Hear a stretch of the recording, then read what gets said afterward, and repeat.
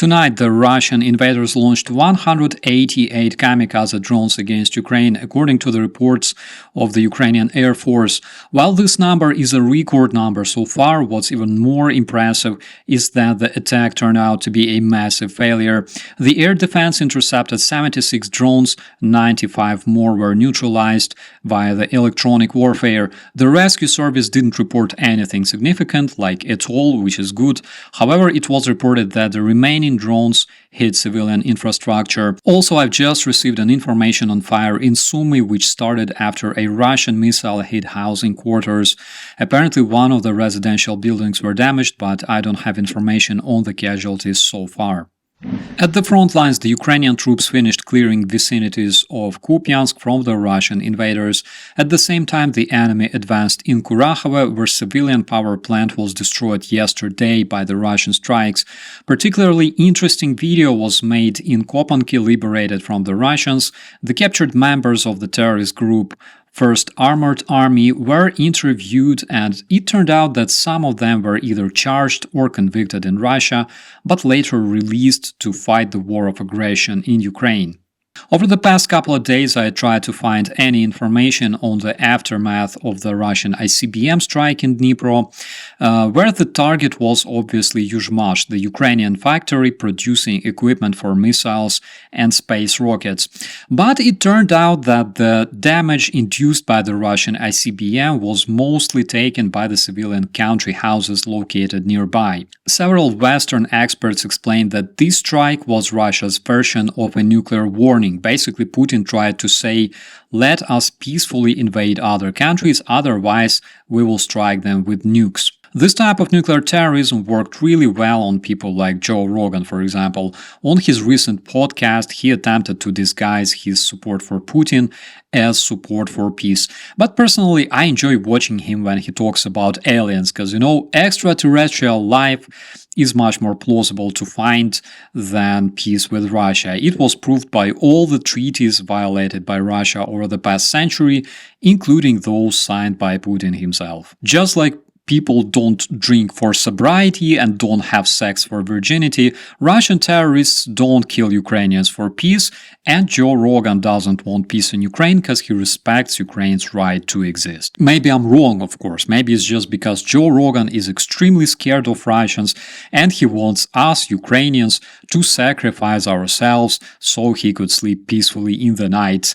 But it's not how the Russian terrorism works, because Ukraine is not Russia's main adversary. It's the US, regardless of who is your president. Also, it's not how Ukrainians work, because we want to live. I'm sorry, Joe, we're not dying for you, not gonna happen. But we can work together to make sure we all survive and defend against Russia. Friends, let me tell you this. Ukrainians want peace more than anybody, because we were always invaded by Russia and we didn't start the war in 2022. Also, Ukraine was occupied by our atrocious neighbor for 70 years, and this is the reason we fight for life, because we know what it means to live under the Russian atrocious occupation, and we don't want to disappear as a nation. This is something individuals like Joe Rogan will never understand, keeping justifying Russian invaders with America-funded proxy wars, Russia attacked because it was just defending itself, and other propaganda. But what the grown-ups do in case they face threats like Russia is they work together and support each other, because this is the only way to survive collectively and defeat evil. At the same time, some of our European friends also share this tragic experience of being invaded by Russia. Moscovian threats against the NATO countries were finally heard, and several additional steps were made to defend against the Russian terrorism. Tomorrow, on Wednesday, the OSCE will be discussing the Russian ICBM strike.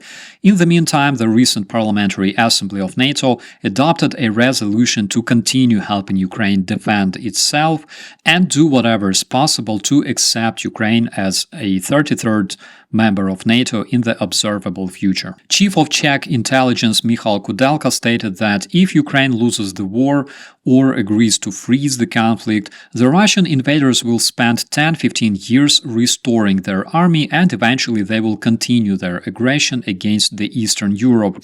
Of course, any agreement which involves Ukraine losing its territories to Russia will be presented by Russians as a glorious victory over the evil NATO. Also, last month, the chief of the German intelligence confirmed that Russia will stockpile enough weapons to start a new military campaign against Europe before the end of the decade. Since EU cannot provide enough weapons for Ukraine's defense and do it fast enough, it was decided to invest more in the weapon production on the Ukrainian territory and fund the underfunded enterprises producing long-range missiles and drones for the Ukrainian front line.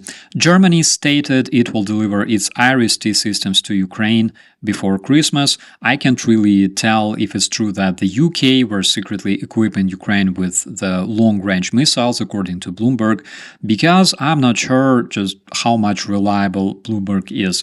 But there's a possibility that long-range systems like Tomahawk, for example, will be deployed in Ukraine, because according to the NATO resolution adopted yesterday, such possibility now exists. Also, Admiral Lieutenant Rob Bowery, chief of the military committee of NATO, stated that it's obviously much more effective to strike Russian missile systems preemptively before they are utilized against the Ukrainian cities. Despite Russian threats, Ukraine keeps striking Russian air bases and other military targets using long-range drones and weapons, showing the whole world the proper way to defend against the Russo-North Korean-Iranian terrorism, and basically showing that Putin, broadly referred to as Huilo, is just a crazy old dictator, unable to even erect his sarmat. When facing totalitarian regimes and dictatorships and other terrorist threats, our biggest power is unity and respect. Please always remember that. With that, my friends, I wish you all a beautiful day. Let me know your thoughts in the comment areas. I'm Operator Starsky, as always. Be safe.